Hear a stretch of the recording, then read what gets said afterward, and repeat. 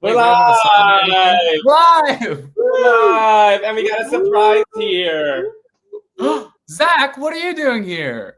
One's a stop and drop. It just fell out of the sky, you know. Where'd you come from? World traveling. I was working in New York for the last couple of days. Oh, that's right. That's right. If you guys didn't know, Dr. Zach travels all over the country, working in hospitals everywhere. How many states now? Licensed in about 9 or 10 right now. Yeah, but I mostly do Florida, New York, Massachusetts, my most, but New Jersey, Georgia sometimes in there. All of us here at Cbd last forever, or do you have to get them renewed all the time? They want you to pay every 2 years. It's money is that's how they keep their money flow. It runs out. Okay, that makes sense. Yeah. All of us Cbd Dog Health are high achievers, crazy people who never stop working. But this one and Angela Ardolino, I mean, I'm pretty bad, but you and Angela Ardolino are just, you guys don't stop. 8 days a week. 8 days a week. And there's only 7. There's only 7. Thanks, people. Hello, Julia. Happy Hi, Friday. everybody. Susan McPherson. Hello again. Happy to have you guys here. Friday. Susan from Ohio. Hello, Susan. Hi, Susan. Hi, Anne-Marie. Hello. Awesome. Yeah, we didn't even know Zach was going to be here for us today, so we're really excited. Happy to have you, Zach. I figured I would hopefully be all right to just come in and say hello. I didn't think I would be invited, but yeah, if you're here, I'm pulling you in. Absolutely, putting you to work. All right, fine. Well, today we are talking all about yeast, how CBD helps, some other natural alternatives to help. It's definitely, we own grooming and boarding shops, and it's one of the most common things we see. I'm sure you see it all the time too. Yeah. And it's something we get calls about all the time. That stinky smell, yeast. Especially this time of year when it's starting to get warmer, dogs are spending more time outside, and there's just more opportunity for that heat and moisture to give a breeding ground to the yeast. Yeah, gross. Yeah. And it's so many dogs, it's genetic. And we'll talk about so many other reasons of why, but like some of them, we're just going to have to deal with it. And it's about finding the best way to deal with it when it comes. And there are some awesome natural alternatives, so you don't have to do antibiotics and steroids and a whole bunch of other stuff that we'll talk about today. But Susan McPherson says, love Dr. Zach. He's okay. Julia says, my daughter's a Frenchie. Constant battle. I told her about this product. Awesome, Julia. Matthew says, River and I are all ears here about yeast and CBD today. Literally all ears full of yeast. Literally. That's right. Cool. Let's get started. Yeah, let's talk about it. Zach, you want to tell us a little bit about what yeast is? Yeah, for sure. So what most people don't realize is that the yeast species that we deal with most with dogs is actually a 100% commensal organism most of the time. So that means that it basically lives on our dogs and on our pets all the time, but it's in a controlled fashion where it doesn't bother the animal and it doesn't bother us. So the species, which is Malcesia, is found normally in areas that maybe are a little bit closed off from the outside environment, such as in a wrinkle or in a damper space in between the toes and then in the ears, obviously. And, ironically, those are the places that we run into the trouble with this, is because the animals that either have, like you mentioned a couple of seconds ago, a genetic predisposition or are immune compromised in one way or another are the ones that then are unable to keep this organism at a controlled level of growth, and then it overgrows in those areas, thus causing an inflammatory reaction. So yeast it's important for us to know that we're not trying to eliminate yeast 100%. What we're trying to do is get it to a point that the body is not seeing it as this scary organism, that it can live commensally again, as the majority of animals would allow it to, both that were in companion animals and in nature, because it's found all over every animal in this world. That makes sense. And it's kind of like what we were talking about last week with gut dysbiosis, where it's like the difference between too much bad bacteria in balance with the good bacteria. It's not that you ever want to get like only good bacteria. They always kind of have to be doing this dance. And again, as with all things CBD, it's all about balance. We're talking about balance again. Yeah. And let's talk about some of the symptoms. dogs chewing at their paws all day long, the black hardened skin, the green gut coming out of their ear, the smell. The smell. I was watching a video of Dr. Karen Becker, and she says that people call it Frito pie feet, and that's horrible.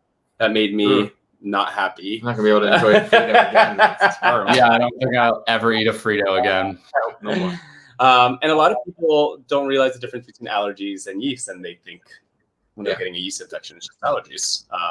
Right. It's very different. Very different. Yeah. Because remember, a dog that's itchy is itchy because of a combination of variables that get them above the threshold of being able to control that itch factor. And whether it is predisposition, whether it is an inflammatory disease, whether it is allergies, and then combination of an infectious organism, all these things kind of build that final threshold where then they break through and then they feel uncomfortable, and that's what you see. Yeah. Let's talk about some ways that dogs are getting yeast. So, like we said, some are just genetically disposed, but there's a lot of dogs. It's their immune system, right? Number one. Whether they're immunocompromised or just immune deficient. But what I thought was really, really interesting doing the research and all this is how some of the medications that we think are there to help yeast infections are actually making the problem worse, like antibiotics and like steroids. Steroids, for example, is going to suppress the immune system. And when our dog's immune system is suppressed, it's not there to fight off this yeast, right? Yeah.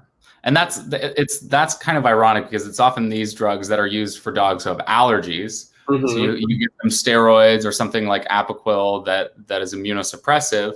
And then it might be a little bit different, but you're getting the same kind of inflammation from a different thing because without the immune system, they start blooming this yeast. So you've traded one itch for another, kind of in a way. Yeah. And all these, remember, the medicine that we've kind of started to become comfortable with is all reactive medicine. We're not thinking about the source of why this is happening.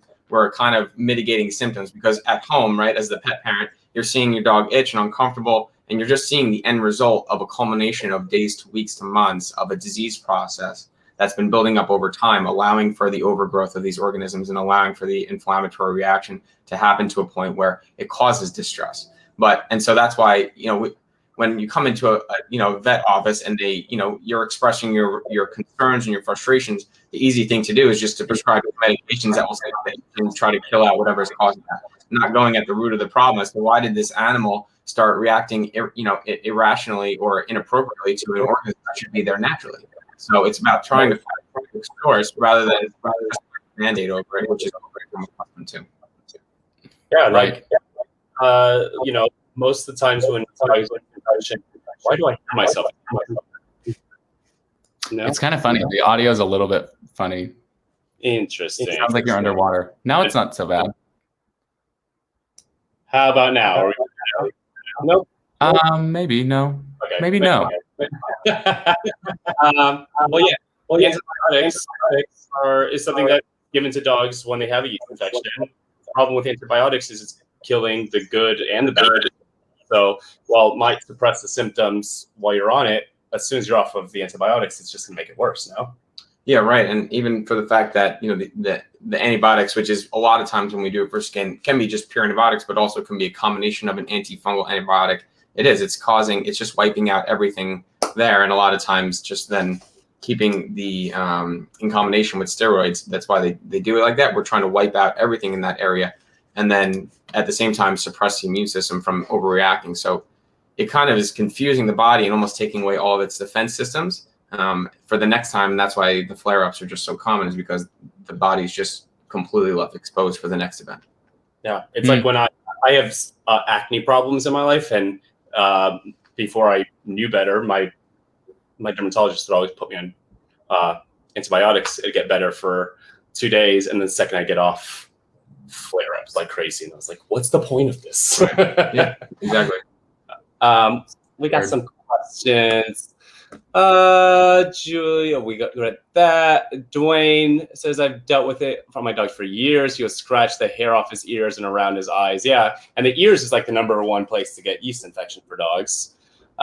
Susan says, my dogs chew on their paws constantly. Yep, they are on ease, but do I need the salve? We'll talk about it, but you don't need the salve, but it will help a lot. The remedy salve will help a lot. Billy Bauer. Hi, Billy Bauer. Good to see you. Billy Bauer is an awesome advocate for animals as well. He does some really, really cool things. Susan McPherson. My one dog does not like the taste of Yeast, so I switched to Heal, which I also have. You gotta remember that, it's not about what they enjoy. It's about what's going to be best for them. And if Yeast is doing the trick and keeping them healthy, it's like, my kid doesn't like broccoli. We got to make him eat the broccoli. But if you have great success with Heal as well and they enjoy the Heal, then absolutely you can do that. Yeah. I mean, if it's at the end of the day, whatever you can get into them successfully, if they're really fighting you on it and you're just going to be able to administer it better, maybe switch to Heal. But the turmeric and frankincense that are in the Yeast tincture, their anti-inflammatory properties are just going to be so helpful for a condition like this. Yep. That it would be great if you could keep them on it. Yeah, totally. Tracy Marvel, hello, says, what do you think of colloidal silver? We love colloidal silver. Yeah. Definitely. Yeah, for sure. It's awesome, for sure. We have a great colloidal silver blog. If Samuel post it, if you guys aren't familiar. We spray colloidal silver on everything. Because remember the benefit of at least trying the multiple types of natural forms of antiseptics and antimicrobials versus jumping to an antibiotic is because the ability for the bacteria and the yeast as well to become resistant, to find a way to outsmart that medicine. It's not nearly as easy for them. And that's what we get scared with dogs that are then again all at the same time getting antibiotics every single season. For this is that then you start to get resistant bacteria, which then you have to do repeated cultures for to try and find where antibiotics are left to treat it. But things like cannabis and things like colloidal silver, and then things like ozone, a couple of things that I'm very intrigued with in this world, in addition to other terpene containing products such as essential oils, etc. Is that it's not that these are better in one way or another in terms of the killing property. It's that it can do the same job without then causing a resistant potential, and these bacteria are going to be killed off just like the antibiotics would in a lot of situations, not every situation, but it's the much safer first tier route, second tier route, third tier route to go to try before we're just jumping to steroids and antibiotics, because that's, as we just talked about, is going to leave your dog's body maybe less itchy for a week or two, but it's then leaving the body prone and immune compromised for the next round, which is going to come inevitably. Yeah, right. That makes sense. Well, let's talk a little bit about how CBD can help, because I think a lot of people here want to know for sure. Barbara says colloidal silver is safe for dogs with epilepsy. Absolutely. I can't imagine why it wouldn't be. Yeah. Topical things on, as long as it's not, there are certain medications that are unsafe for dogs. Topically, if they lick it off, that they have a history of epilepsy or seizure disorder, but I wouldn't see colloidal silver having an overlap. I don't see a mechanism of it being, contraindicated. Cool. All right, let's talk CBD. Carter, you want to get us started on the big one for yeast? Yeah, I mean, so one of the main ways that CBD and a full spectrum hemp extract, like what's in the remedy salve, can be really great for conditions like yeast is that there are known antifungal properties. So not only antimicrobial, antibiotic, but specifically antifungal. CBC and CBG are two cannabinoids that even if you look on the certificates of analysis for these, you'll see that those are the second two most prominent cannabinoids after CBD and THC. So there's a bunch of that in here, and those are known to have antifungal properties. So it's going to help moderate that, bring them back down, and then along with all the other, that's just the cannabis oil in here. And there's also other essential oils in here that are chosen specifically for their antifungal properties, like eucalyptus and peppermint. So you've got, like, kind of like Zach said, you're coming at this from a bunch of areas that the bacteria is not going to be able, or the fungus is not going to be able to resist all of them. So, you know, if there's one that's maybe not working as well as the other, it kind of can get the job started, and then another one can come in, and you're coming at the problem from a number of directions. Beautiful. Yeah. Anything to add to that? No, I agree with that. Like I said, that it's the natural route versus some pharmaceuticals. It creates a multiple tiered angle of attacking these organisms in a way that they can't remember it, if that's the best way to think about it. Antimicrobials, they remember it after a while, and that's how we get resistance. So again, I'm not saying that at one point in time, an antibiotic for a really severe case may be necessary, but trying these, you know, whenever we know a flare-up's coming or in the early stages, and we have several options to try these first, it's going to be much safer for the animal and could wind up with the same result without putting them in an immune compromised state. So yeah, absolutely. It does. It attacks from multiple angles. So I agree with pretty much everything you said. Cool. Topically, what else? Inflammation for sure. Yeah. Directly on that problem. It's going to help any direct pain that's caused. Let's say it's on the feet. Also, localized immune function. You know, there are different, like, microorganisms throughout the skin that control the inflammatory response. Aside from the systemic full body immune function, there's localized immunity that you can help to moderate. So whether, like we kind of talked earlier about whether it's an animal that is immunosuppressed that has this kind of thing happen, or if you've got an animal that is whose immune system is overactive, then that results in you having to use steroids or something to suppress it. This is going to help in either of those cases to give the immune system the balance that it needs on a localized scale with something like a topical salve.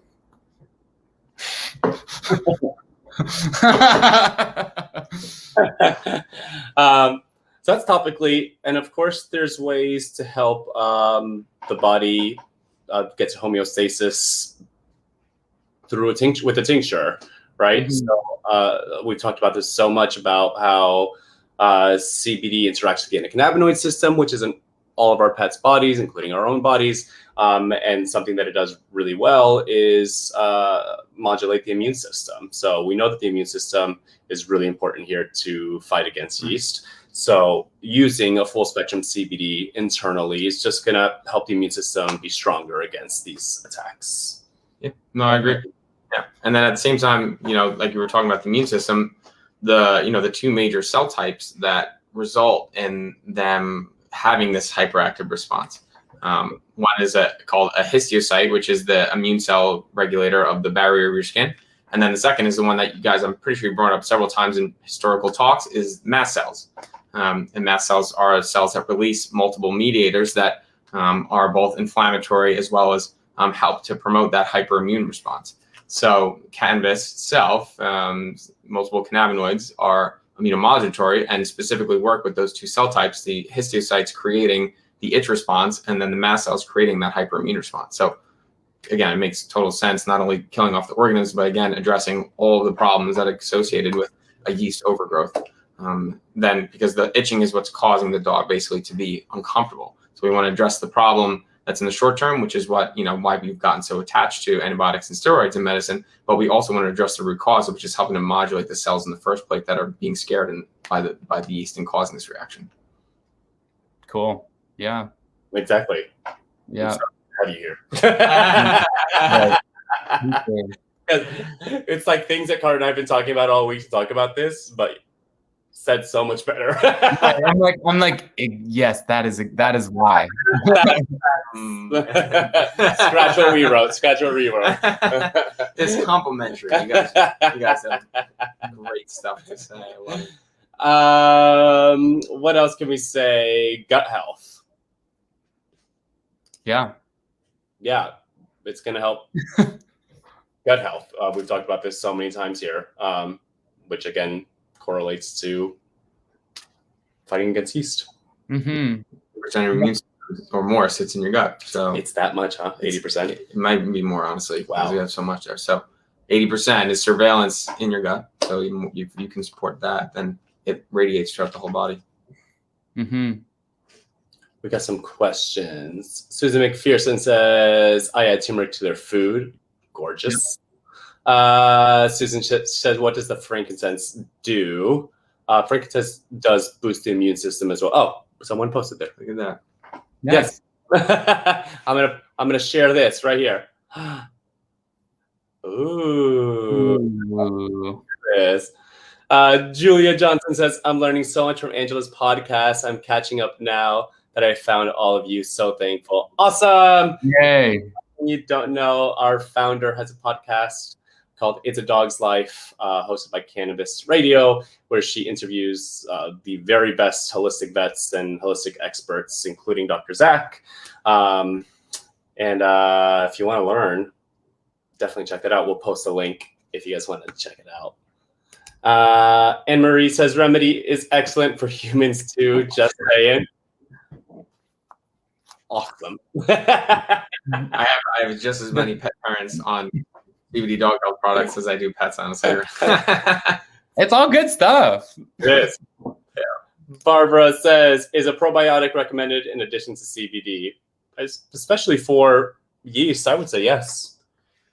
Yeah, probiotics are, I think, something of a trend, just like CBD was for a while, that people jumped on the bandwagon and were like, this is amazing. It's for everything. We should do it all the time.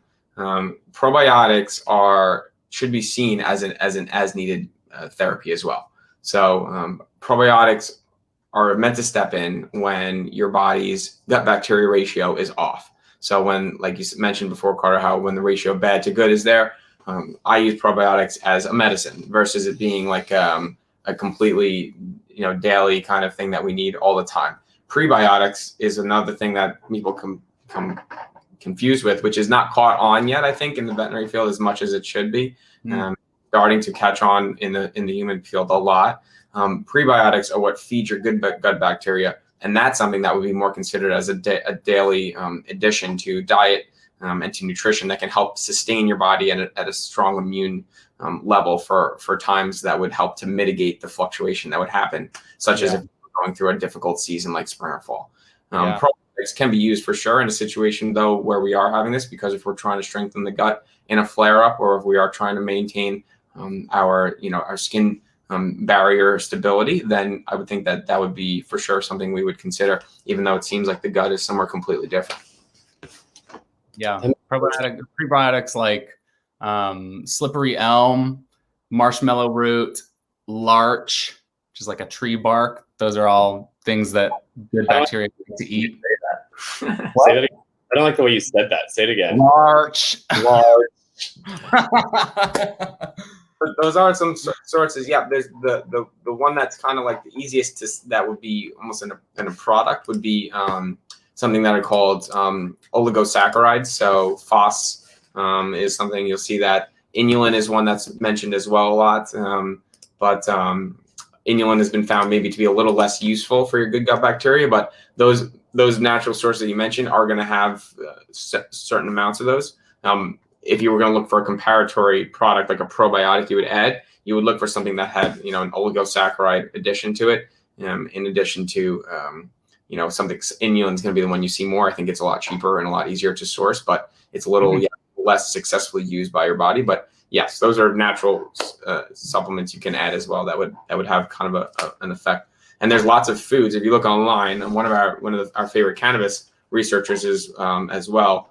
Does a lot about the gut health and the axis between the endocannabinoid system and he does a whole paper that's written about, that's free online. You can find that sources a bunch of areas of where you can get prebiotic foods that are safe to eat. Awesome. I'm also I'm posting our personal favorite probiotic. I think I'm posting it. There it is. It's from BioStar. Awesome company making all natural products. So if you're looking for a good one, check that out there. Yeah. Anne Marie says, I also ordered Yeast for myself, and I've been sleeping the best I ever. Awesome. Yay. That's great. guys, we're officially the first CBD product in Poland for pets. Our product finally got there to, there's a naturopath named Ira who works there, who was on the other podcast I was on.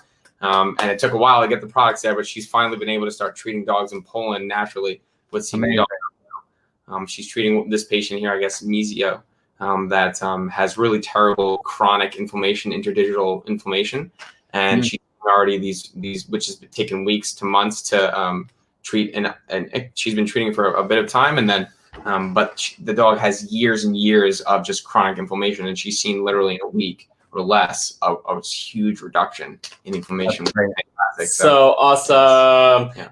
Are you using internally as well, or for this dog? I'm just curious. I'm not positive. I think I'm positive, but we'll see what she said. But Awesome. but CBD worldwide. There we go. CBD worldwide. I mean, that is the A global takeover. That is the plan. That's We right. are speaking this year in Medellin, Colombia. So I'm very excited to talk to pet parents there, and it's just a start, right? We obviously we're starting here, but we want every animal to have the same access to quality cannabis medicine. So we're very excited. Poland, we got a lot of places coming, but Colombia, if you're watching from Colombia, we'll be there in August to chat. Yes. And then Chicago in Chicago, yes. If you're in Chicago, we'll be in Chicago October 29th and 30th. Now that the world is reopening slowly but surely, Can't wait. Carter and I are fully vaccinated right now. Things are starting to happen, and we get to do what we love to do, which is travel and meet you guys in person and answer all your questions and meet your dogs. And we're very excited. If anybody is watching and awesome events happening around your area, we won't be able to make all of them, but definitely reach out to us and let us know if there's something cool going on that we can be part of, for sure. Definitely. Did we cover everything CBD wise for yeast? I think so. We talked about the antifungal properties, that it is anti-inflammatory, that it modulates the immune system, that it's great for gut health. We didn't really mention that it is great at dampening the sense of pain and as an analgesic, both locally and systemically. So that can help with the effects of pruritus and the itchiness, for sure. I think that covers it though.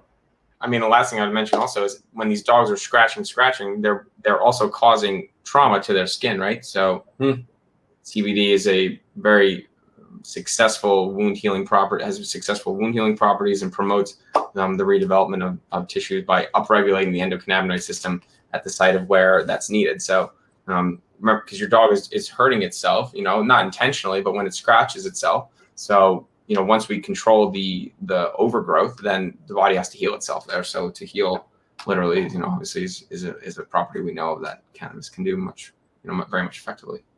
Awesome. Cool. Yeah. I mean, we talked throughout the thing about other ways. I was going to talk about probiotics. We talked about peppermint and eucalyptus helping. One recommendation we do have is, cleaning off the area, cleaning off the dead yeast before. The fly. I'm swatting fly. Yeah, clean it off. I don't want no yeast in here. But yeah, even before putting a remedy salve on, it's a good idea to clean it off, keep it dry. Remember, they like moist places. Colloidal silver, like we talked about, is great. Apple cider vinegar is great. But definitely try to, if your dog is getting weekly flare-ups, then it's a good idea to do weekly cleans for them. If it's just situationally and it's coming, definitely clean the area before using anything else. It's super important. It's going to help the process go by a lot faster. And then we always talk about food. Food is number one, and cannabis is food. It is plant food. But as far as food goes, we want to stay away from sugars and certain carbs. I know you've got a soapbox about this specific topic, so I'll let you do that. Yeah, right. So, why don't we break it? It's easy because we just say, like, what does yeast like to eat? And they like to eat simple sugars and simple carbs. So it's very important, as we know, diet and natural supplementation with it. The diet is the primary thing we've been completely avoiding for decades. And I think now in humans, we've been seeing that it's markedly important. And now in our pets, finally, there's been a resurgence as well. We're always a little, pets always kind of fall a little behind. It's like, but finally we're seeing that. And so the diet comes into play hugely, especially with dogs that are going to have predisposition genetically, as well as then develop an allergic component with yeast. Because of the fact that sugars and simple carbs, which is, I guess you could collectively call soluble carbohydrates versus insoluble, and I'll mention that in a second, soluble carbs are what yeast eat. And so, that part of your diet, if it's a heavy component, is going to feed those yeast directly.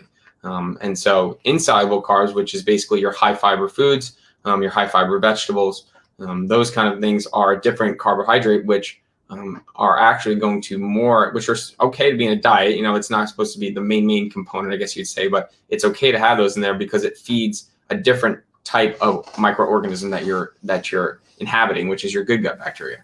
And so those good gut bacteria can break down those very long chain carbohydrates and use them as an energy source. And then the energy that they create is then what feeds you as an individual.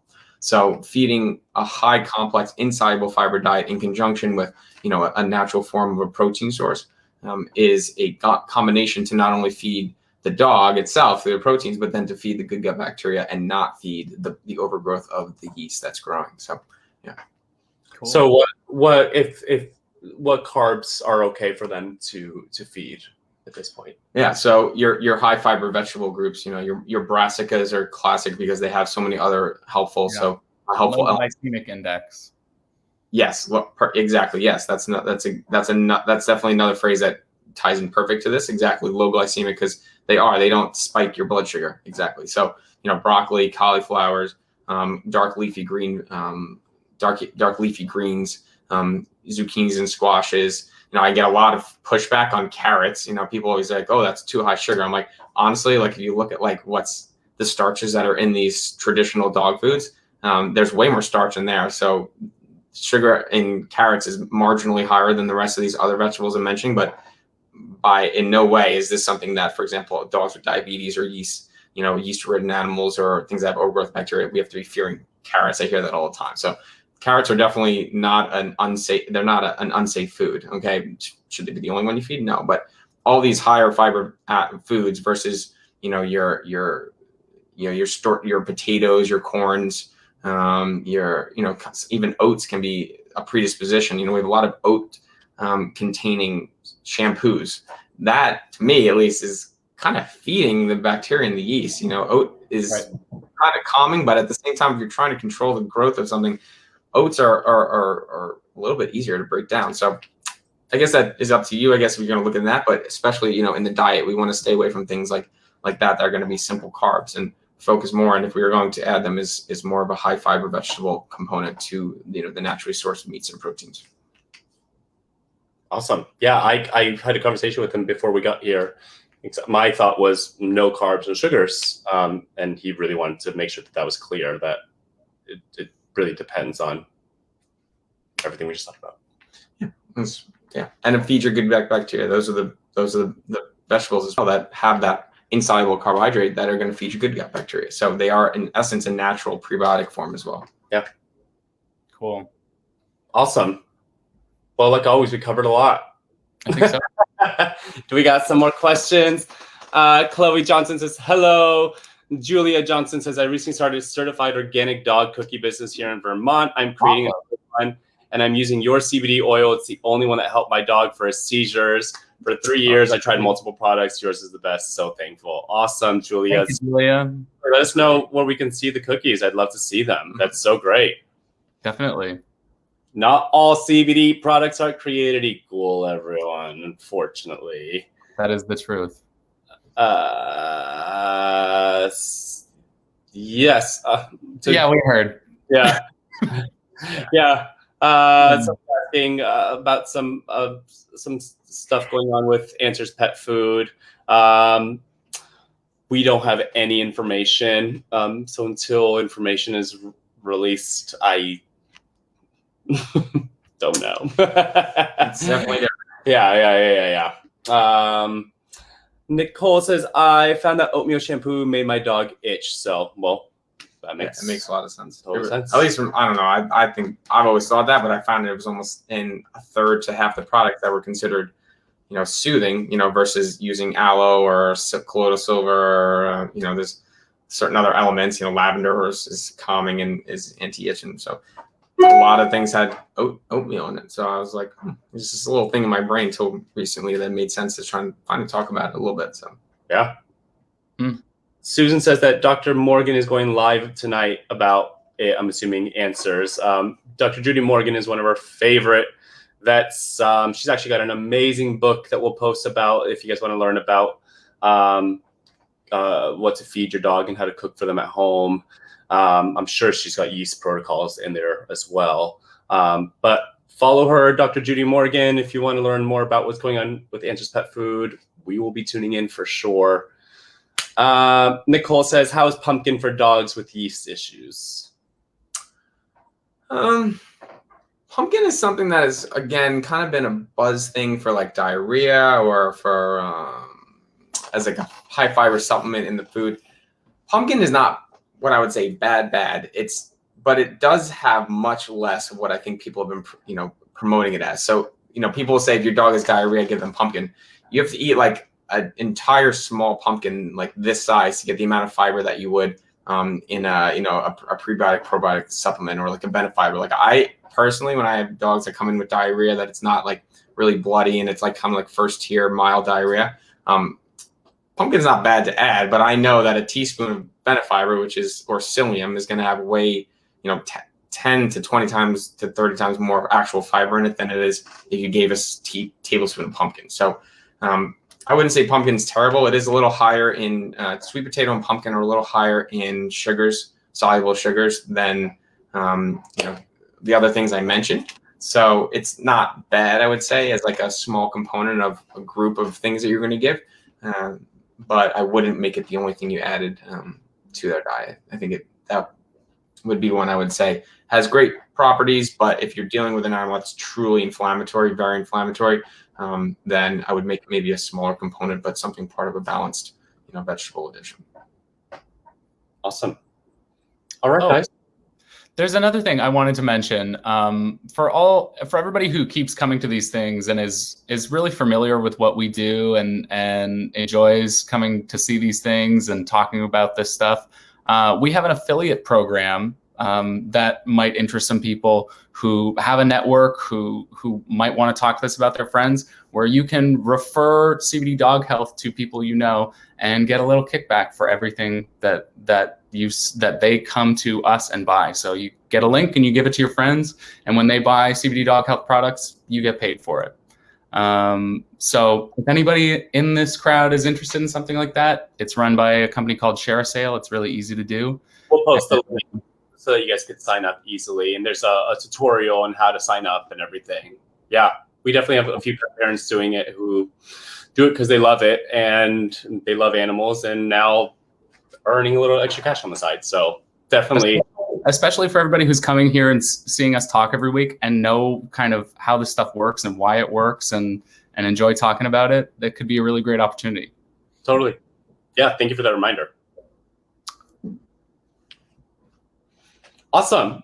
Well, cool. We learned today, we learned what yeast infection is, some of the causes. If your dog is suffering from yeast infection, what did we say today? Food, number one.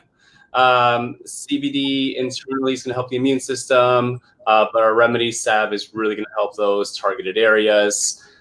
Wipe off and clean up the yeast before using things like colloidal silver and apple cider vinegar. And just, that's it. Keep them comfortable. It's coming. I know it's going to get hot soon, so those yeast infections will be here. Blanche will get them, and I'll be doing all of this for sure. So, yeah. Great. Awesome. Thank you so much. Really says love remedy. Bye, everybody. We'll be here next week talking about how CBD can help with collapsed trachea. Big thing that we get a call for quite often. My sister's dog had it and used ease, and that cough reduced by like 80%. So if you want to and learn a little bit about that come next Friday. Cool. Bye, everybody. Have a great weekend. Have a great weekend. Bye. Bye, Grace. Oh, Uh, that's true.